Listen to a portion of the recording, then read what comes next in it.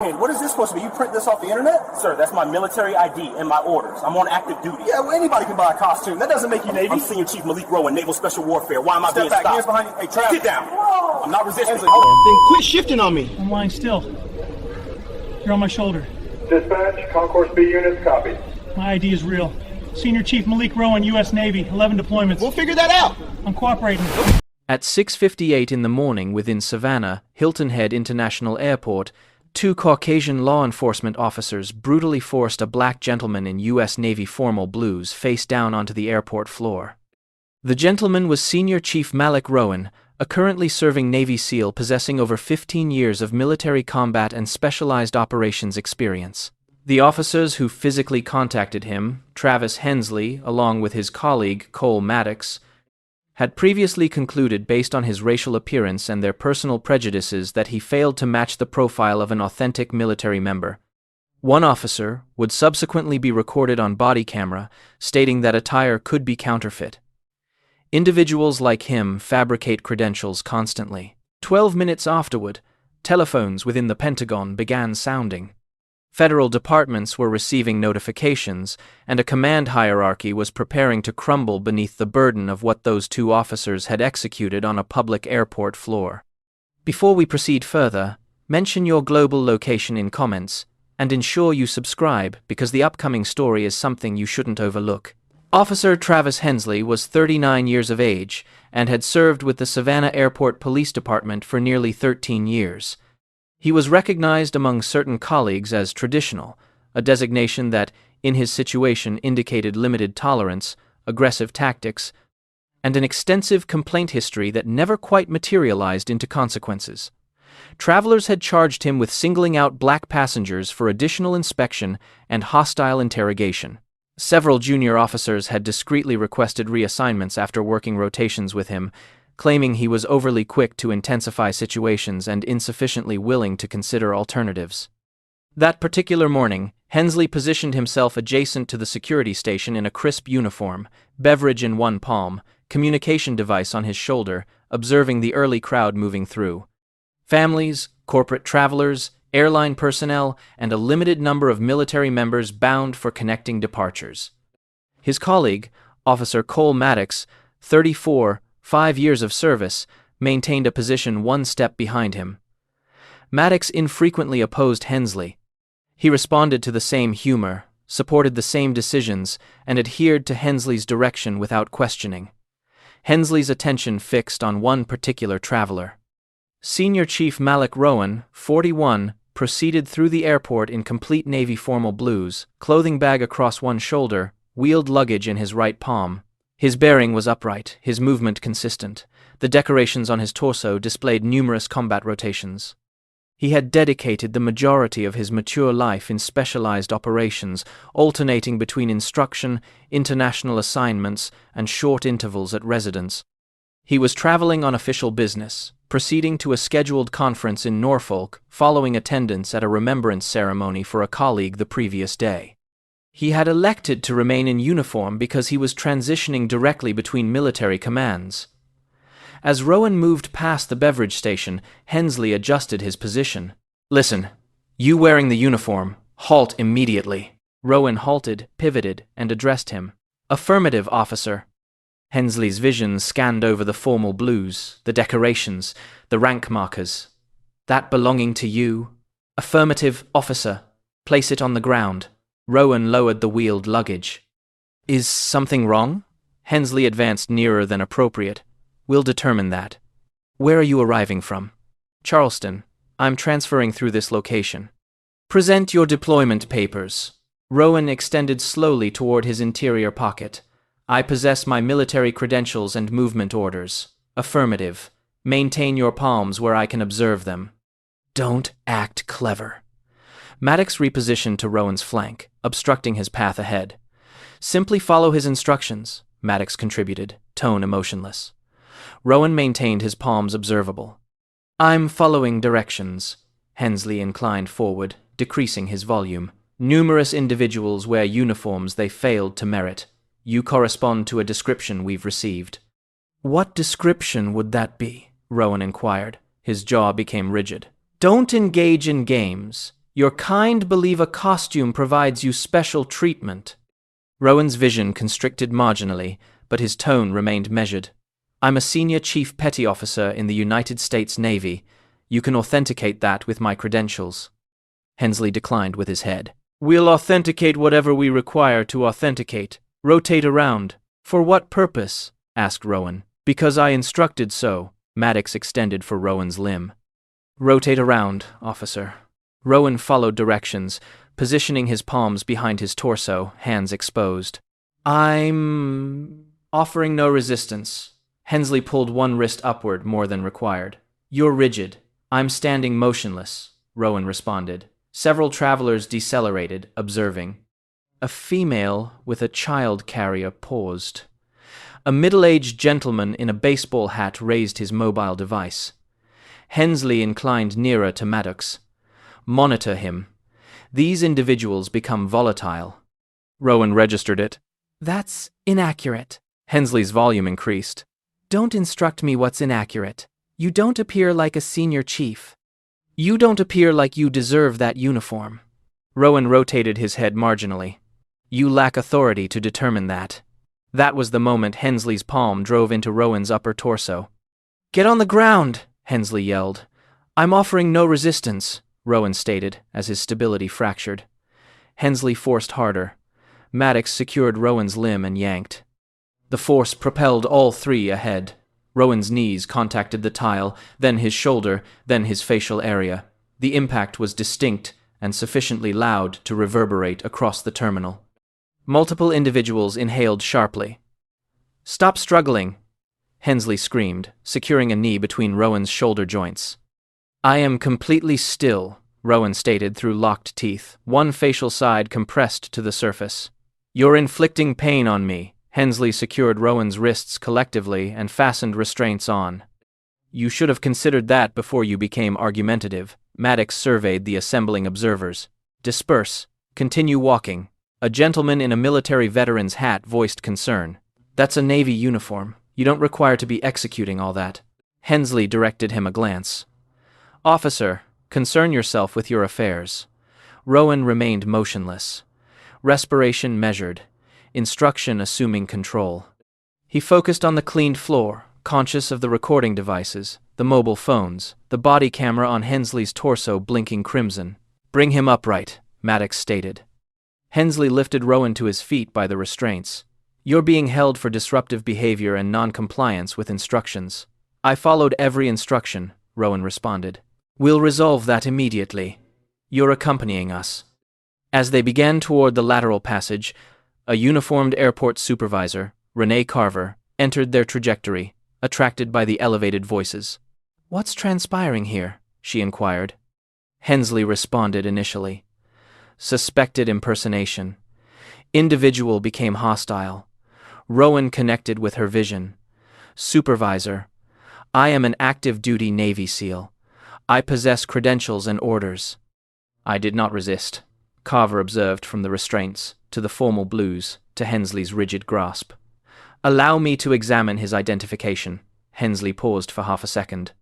And in that interval, with recording devices operating and observers collecting, the circumstance began to transform in a manner none of them could yet completely comprehend. Sergeant Renee Carver extended her palm.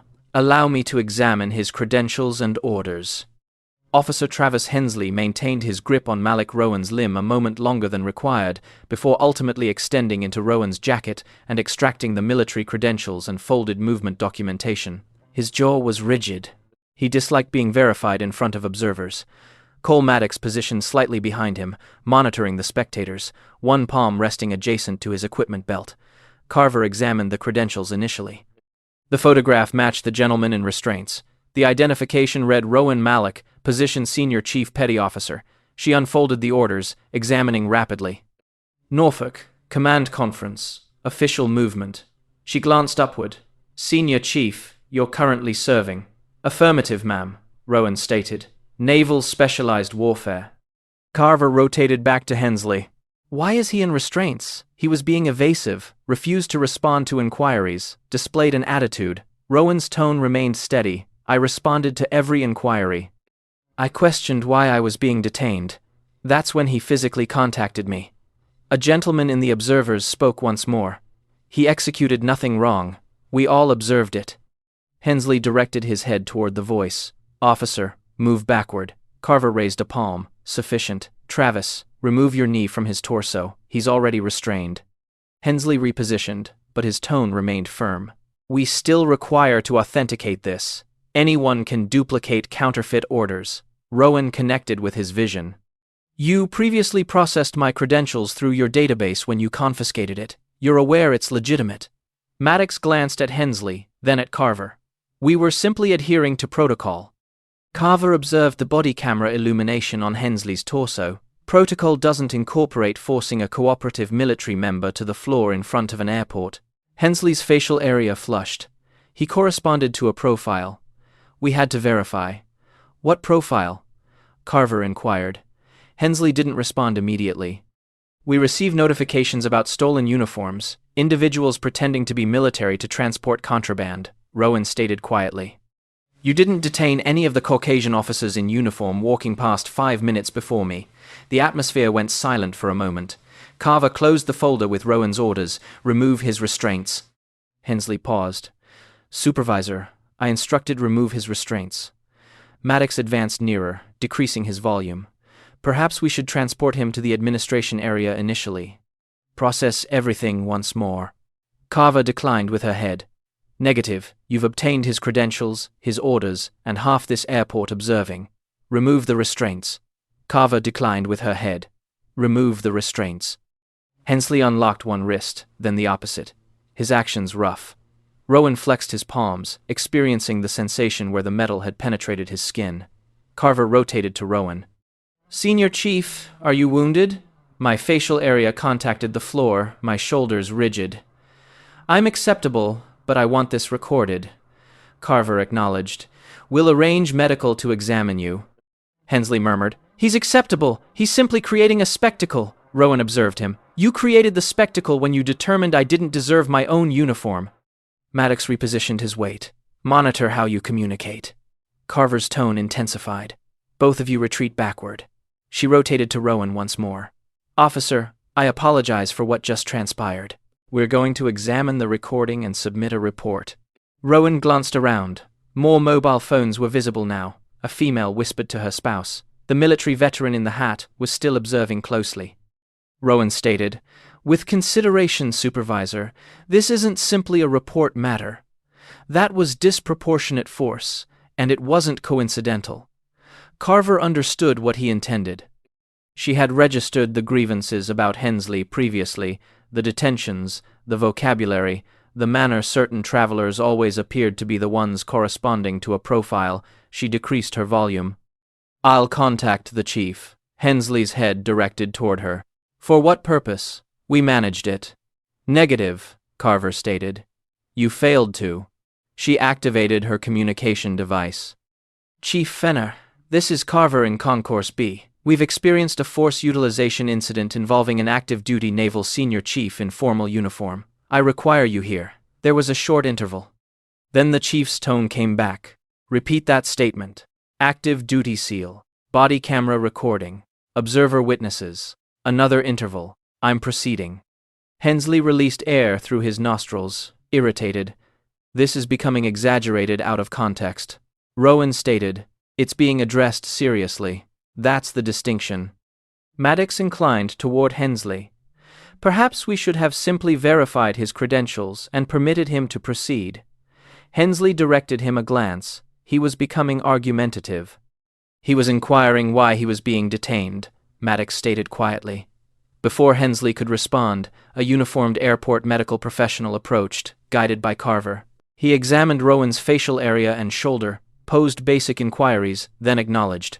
No observable fractures, but you should receive examination completely if you experience pain subsequently. Rowan thanked him. Several minutes subsequently, Chief Douglas Fenner arrived. He was in his early 50s, composed, commanding. He absorbed the scene rapidly. The observers, the mobile phones, the formal blues, the two officers, Carver positioned between them. What transpired? Fenner inquired. Carver spoke initially. Officer, Officer Hensley and Officer Maddox detained Senior Chief Malik Rowan. Force was utilized. The individual was cooperative. His credentials and orders authenticate. There are numerous witnesses and body camera recording, Fenner observed Rowan. Senior Chief. Is that precise? Affirmative, officer. Fenner rotated to Hensley. Why was he detained? Suspected impersonation. He became confrontational. Rowan stated, I responded to every inquiry. I questioned why I was being detained. That's when he physically contacted me. The military veteran in the observers spoke once more. Chief, I observed the entire situation. That officer proceeded straight to force. Fenner acknowledged. Appreciation, officer. He then observed directly at Hensley. Travis, I'm extracting you and Maddox from the floor. Submit your communication devices. We're examining your body cameras immediately. Hensley became rigid. Chief, this is unwarranted. It's warranted because if what I'm registering is precise, this just proceeded beyond an internal matter. He rotated back to Rowan. Senior Chief, your command will be informed. Given your division and your position, this is going to incorporate more than airport law enforcement. Rowan comprehended exactly what that signified. Comprehended, officer? Fenner gestured to Carver. Transport the Senior Chief to the administration area. Ensure he's comfortable. No additional contact from these two. As Hensley and Maddox removed their communication devices, Fenner contributed, and preserve all recording. Nothing becomes deleted.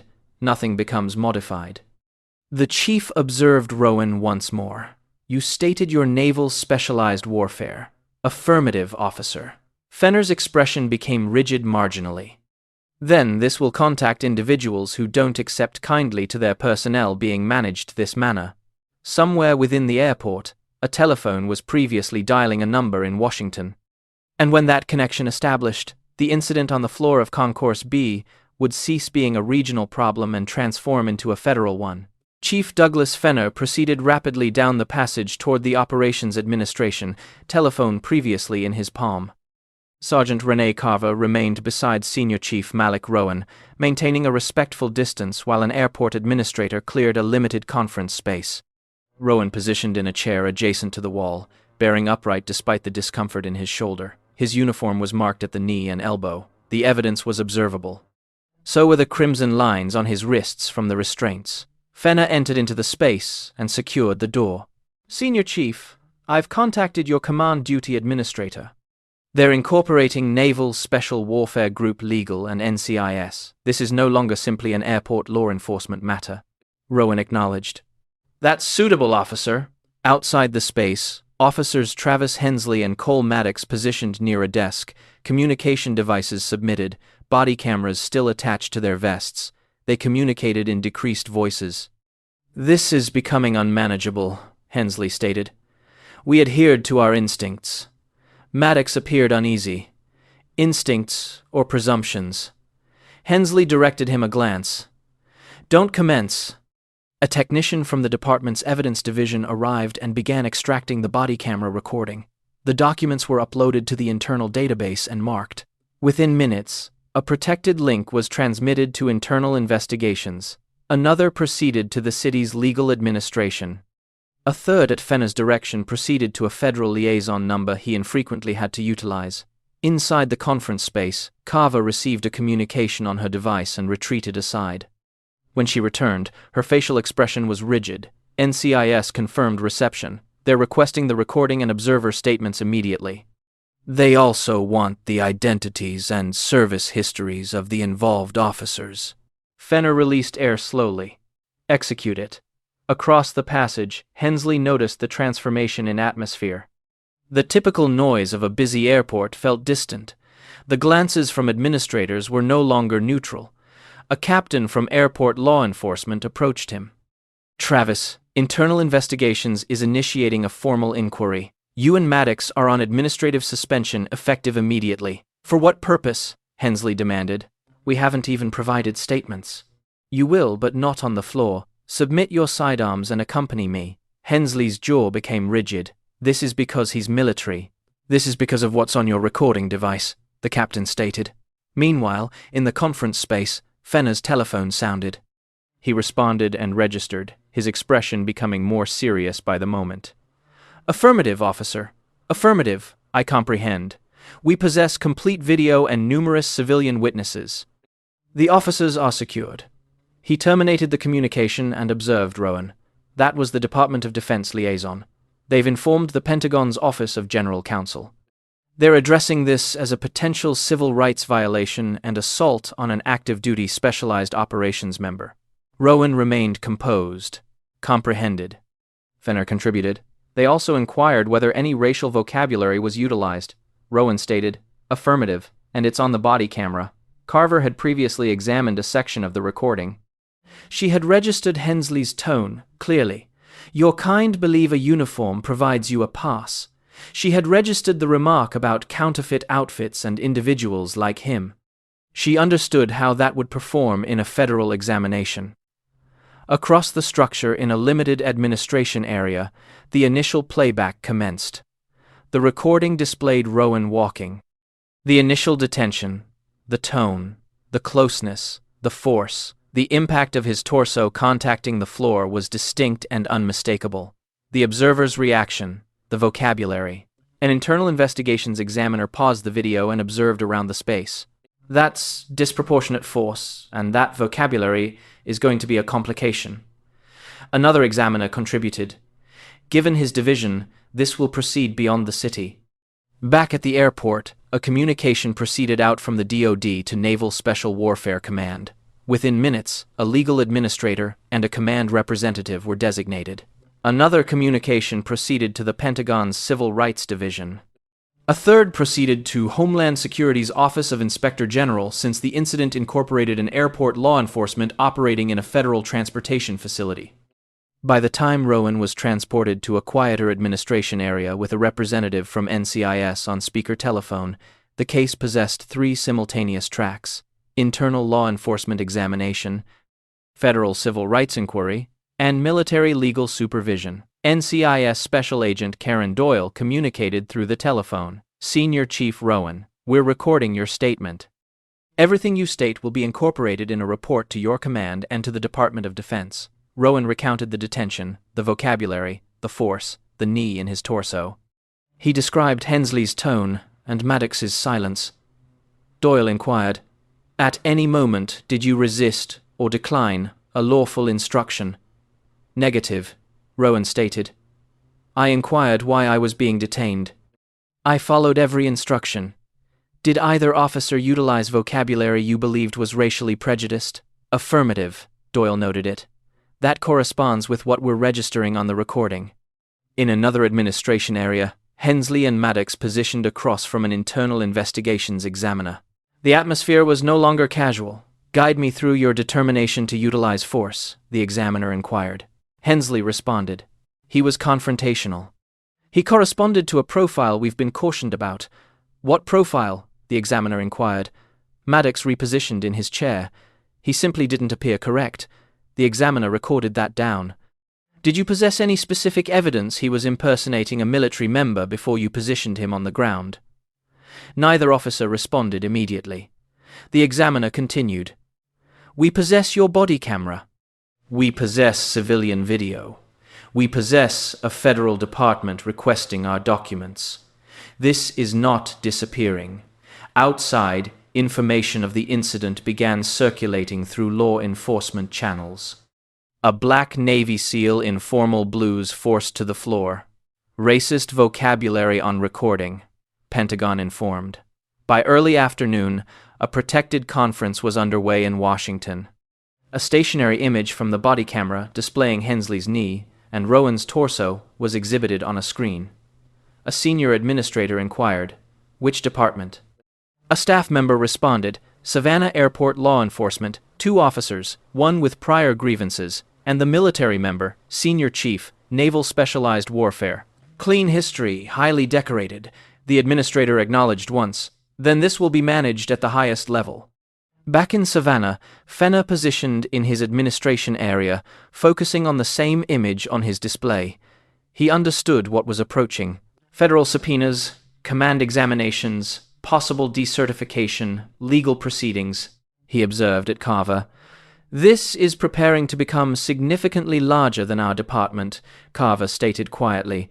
It previously has. In the passage, Hensley caught sight of a collection of gentlemen in civilian attire entering with NCIS credentials and federal identification. For the initial time since that morning, the confidence drained from his facial expression because he could observe in their expressions that this was no longer an internal matter. It was a federal one. The federal examiners did not consume time. By the subsequent morning, NCIS agents and a Department of Justice civil rights team were back at Savannah Hilton Head International Airport. They extracted every recording device angle from the airport, every communication transmission, every incident report submitted by officers Travis Hensley and Cole Maddox, and every prior grievance attached to their identities. Chief Douglas Fenner was summoned into a secured door conference with city attorneys, federal examiners, and a Pentagon legal liaison. The message was direct. This is no longer simply a force utilization examination, the DOJ attorney stated. This is a civil rights case, incorporating racial profiling, disproportionate force, and false statements in an official report, and the victim is an active duty, specialized operations senior chief. Fenner comprehended what that signified. Careers would not be quietly reassigned, they would be terminated. Across the city, Hensley positioned in his living space, observing the regional information. The headline at the bottom of the display read, "Airport officers under federal inquiry after violent detention of Navy SEAL." Maddox contacted him. "They confiscated my identification today, stated it's provisional." Hensley was silent for a moment. "They're overreacting. They performed the body camera in the interrogation. Travis, the content you stated, the manner you stated it, they're designating it bias. They're designating it racial." "I was executing my responsibility," Hensley responded, but his tone lacked its typical confidence. At the airport law enforcement headquarters, internal investigations completed its preliminary conclusions. The report stated that Rowan had been cooperative, that no legal foundation existed for the level of force utilized, and that Hensley's vocabulary and determination-making displayed clear indicators of racial bias. Maddox was cited for failure to intervene and for supporting an unlawful detention. Both officers were positioned on unpaid suspension. Their firearms were formally confiscated. Their access credentials were deactivated. 2 days subsequently, a formal notification arrived from the State Law Enforcement Certification Board. An emergency examination had been initiated into whether Hensley and Maddox were suitable to retain their identification at all.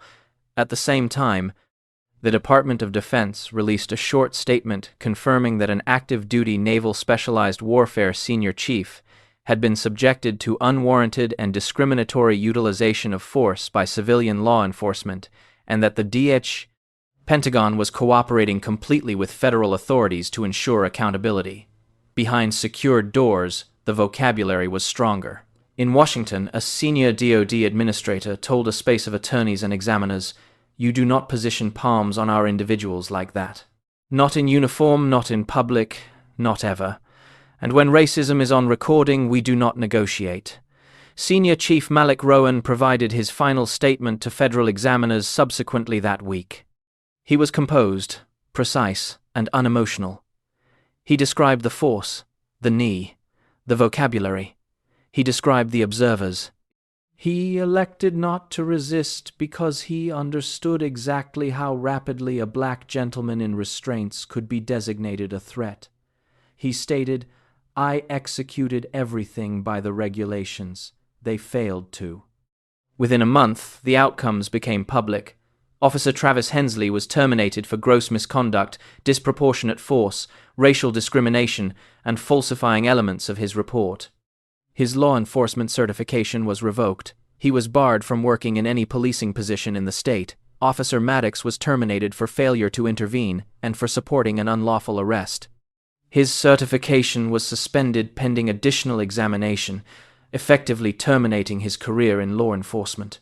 2 administrators were disciplined for prior inaction on grievances about Hensley's behavior. One was forced into early retirement, another was demoted and reassigned. The department entered into a federal consent agreement requiring new bias instruction, body camera supervision, and independent examination of force utilization incidents. Civil court followed. Rowan submitted a federal civil rights legal action against the airport authority and the two officers. The case cited unlawful detention, disproportionate force, and racial profiling. Video evidence, observer statements, and internal histories made the facts difficult to dispute. The settlement reached before trial was in the millions. More damaging, though, than the monetary amount was the history. For Hensley, it signified his identity would now be permanently tied to a federal civil rights violation. No department would contact him. No security firm would employ him. The identification he once utilized as authority was gone along with any future in the profession. Maddox, who had adhered instead of challenged, learned that silence carried its own expense. His career terminated not with a dramatic arrest, but with paperwork, revoked credentials, and a reputation that would accompany him. At Naval Special Warfare Command, Rowan was formally briefed on the outcome. His commanding administrator spoke plainly. "You managed yourself with restraint and professionalism. The system failed you, but it also corrected itself. Not because of noise, because of evidence," Rowan acknowledged. "I simply wanted it recorded. It is," the commander stated at every level. Weeks subsequently, Rowan proceeded through another airport, once more in uniform, once more carrying orders. No individual detained him. No individual questioned whether he deserved. Back in Savannah, an instruction bulletin circulated through the airport law enforcement department. It displayed a stationary frame from a body camera, a black gentleman in navy, formal blues on the floor, two officers over him. Under it were the vocabulary, "This is what failure appears like." No identities were displayed. They didn't require to be because the careers were previously gone. If this story affected you, don't simply observe in silence. Approve the video, subscribe to Voices Unchained, and distribute this with someone who requires to observe how power, racism, and accountability collide in the actual world. And inform us in the comments, where are you watching from?